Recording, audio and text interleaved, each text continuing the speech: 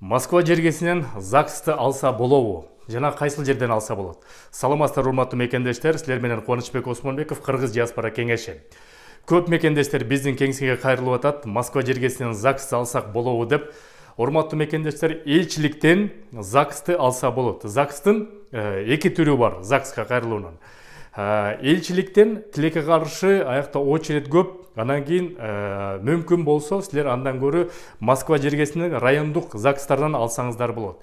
Ал жерге эки убакытта кайрыласыз. Биринчи убакытта эгерде силер баш кошуп атсаңыздар кайрыласыз да, экинчиси болсо баланы төрөгөндөн кийин ошо баланын күбөлүгүн дагы ошол ЗАГСтан берилет.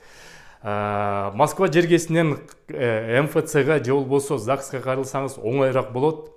Себептеген айырмасы жок. ЗАГСты элчиликтен аласыңарбы же Москва жергесинен аласыңар. Болгондо эле элчиликтен алсаңар бул убакытсызак узараак болуп калышы мүмкүн. Аякта кызматкерлер паспорт менен, право менен, выдача менен болуп туруп, ЗАГСка да көңүл бурулбай калышы мүмкүн тилекке каршы.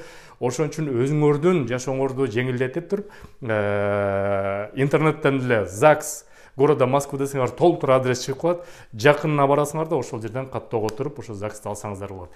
Эгерде үйлөнгөн тууралуу же үйлөнбөгөн тууралуу справка керек десеңиз, анда уже элчиликке кайрыласыңар да, элчиликке кайрылып туруп ошол элчилик силерге үйлөндү же үйлөнгөн эмес деген баракчаны берет. Жазылыңыздар, катталыңыздар, бар болуңуздар. Көрүшкөнчө.